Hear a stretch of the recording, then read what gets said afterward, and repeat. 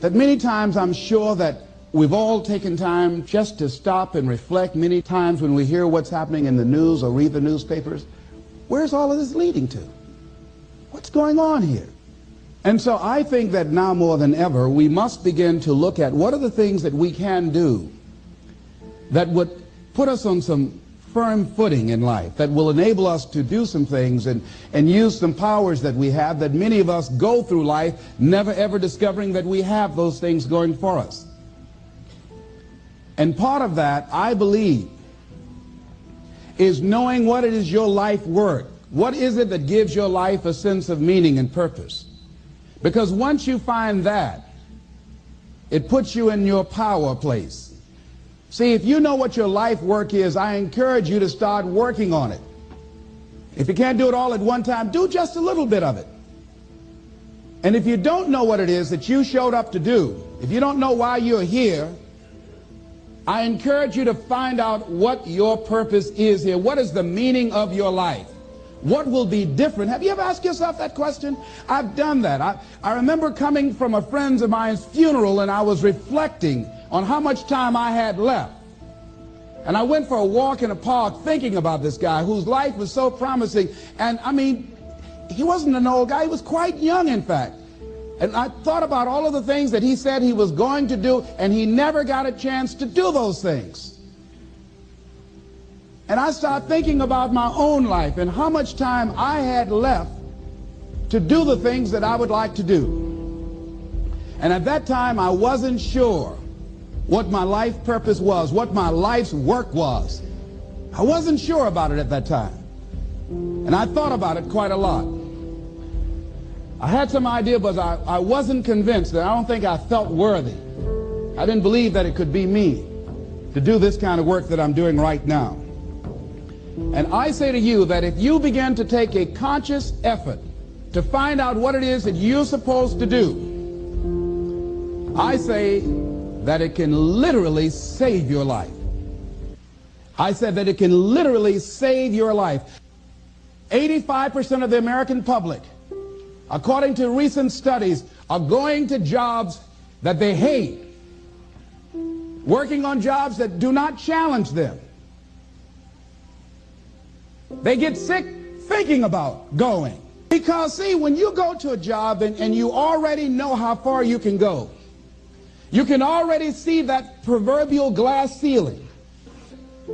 See, when you're going someplace and you already know how much you're going to make, you already know how far you can go, you're in a dead-end position.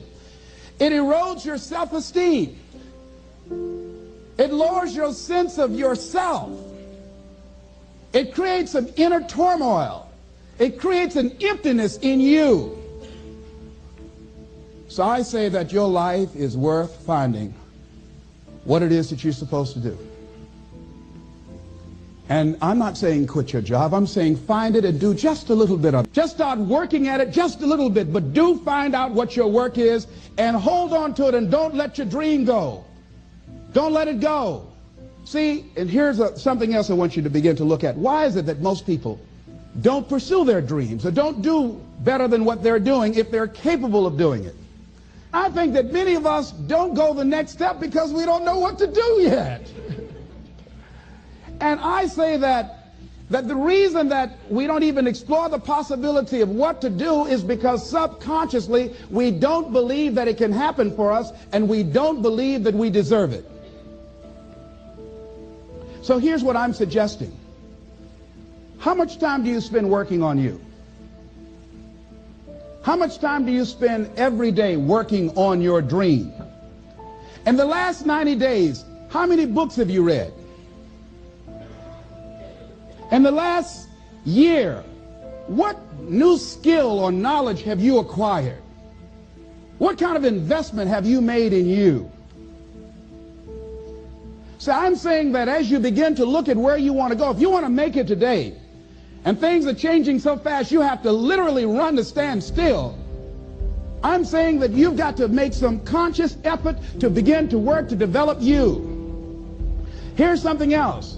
Most people are not living their dreams because of fear, ladies and gentlemen. Fear, limited vision, and lack of self-esteem. is what keeps most people doing things they don't want to do. The same reason that people stay in relationships where they're abused or they're unhappy or it's unfulfilling, they can't see themselves beyond that relationship. They can't see themselves enjoying life without that person. They think that this is all that they can do. The same reason that people get stuck at a certain level in life, they can't see things being better for them. And they think that this is it and this is all they deserve. This is all they've ever seen. It's been passed on to them. And they think that this is it for them. Oh, no. I was looking what Dr. Blanton, Smiley Blanton, who is a colleague of Dr. Norman Vincent Peale, what he said about fear. He said, fear is the most subtle and destructive of all human diseases. Ladies and gentlemen, fear kills dreams. Fear kills hope. Fear put people in the hospital. Fear can age you. Fear, ladies and gentlemen, can hold you back from doing something that you know within yourself that you're capable of doing, but it will paralyze you. And it seemed like you're in a hypnotic spell. And I ask you a question, what is the benefit? What's the benefit of allowing fear to hold you back? What's the benefit of giving up on yourself? Of not stepping out on life and taking life on? What is the benefit for you? What's the plus in that? It's one of the things I had to ask myself. So I didn't want to make any mistakes. I wanted everybody to like me. I wanted to be perfect the first time I did something. It's not going to happen. You're going to make some mistakes. You're going to hurt some folks' feelings. You're going to create some enemies whenever you decide that you want to begin to take life on. You've got to ask yourself, how long am I going to allow this to hold me back? I like what Zig Ziglar says. He said, fear is false evidence appearing real. That is an illusion that we create in our mind. It is a state of mind that can be changed. So let's look at how we can begin to take some steps to restructure that fear, to begin to expand our visions of ourselves, to begin to increase our self-esteem. Webster said that self-esteem means confidence and satisfaction in oneself. Look at your life right now. Whatever you've done up to this point in time, your life is working. Whatever you have produced, it came out of you as a result of the kind of person that you have become. It's a result of your choices. It's a result of your consciousness. Now you have to ask yourself, are you satisfied with what you have produced? Is this what you want? Would you like for things to be better than this? Do you believe that you deserve better than this? Or are you content? This is it. You don't have to do anything else. That you'll already resign yourself in life and say, well, I'm happy. I'm not starving like the people in Calcutta. Are you allowing yourself to get off the hook like that? Or do you believe somewhere in the back of your mind or in your heart that there's some other great work for you to do? There's something else that life has for you. And that's why you're here. How do we handle this fear factor? How do we increase our self-esteem? You have to begin to fortify yourself. How do we do that? I believe that you have to begin to consciously monitor your inner conversation and start talking to yourself. Start building yourself up. Sometimes the only good things you will hear about you are the things that you say to you. So I'm saying learn to be your own booster. Start building yourself up. Start encouraging yourself. Start saying, I can do this. I can make this happen. When I started thinking about becoming a speaker, I said, yes, I can do this. I can make this happen. When I start trying to convince myself I can be a businessman after flopping and failing and losing thousands of dollars and feeling stupid and dumb and having people take advantage of me because of what I didn't know, I had to talk to myself because people were saying to me that I was dumb. And somewhere in the back of my mind, I was saying, you're right. Look at what I've done. I had to say, no, Les. Hey, come on, man. Get yourself together. You can handle this. You just haven't figured it out yet. It's all right. This is your training period. This is the tuition you have to pay for what you don't know. You can do this. Other people have done it. It doesn't take an Einstein. Get you some people that can teach you some stuff that you don't know. Get you some people that have done it successfully and learn from them. Take some seminars, workshops, read some books on how to manage a business. Change the way you see yourself and begin to tend to the personal details. Understand that nobody's going to take care of your business better than you. And when I start changing that kind of mindset of beating myself up because of my mistakes and start looking at the possibility of my doing better, of my making the adjustment that would enable me to do what I want to do successfully, things begin to change. And I say, stop beating up on yourself. You do it. I know you do it. I've done it. It's a natural inclination for us to put ourselves down. See, we are born negative, I think, in a negative consciousness because we live in a negative world. Here's some other things, ladies and gentlemen. Begin to guard your mind against negative programming, like turn off the television. Don't watch the news. So you've got to guard the kinds of things that you put in your mind. See, if you don't program your mind will be programmed, because human beings are goal-oriented. That's why we die of broken hearts early. That's why we're running through life to early graves. We're going through life, ladies and gentlemen, and I think that Henry David Thoreau said that most men live in quiet desperation. Most of us go through life running scared. So we created this in our minds, false evidence appearing real. We made it real in our minds. That's why Churchill said there's nothing to fear but fear itself. That's the destructive monster. So turn off things that can contribute to your fear. Turn a deaf ear to people that all they can do is talk about how negative things are because they have bought into the consciousness of the world.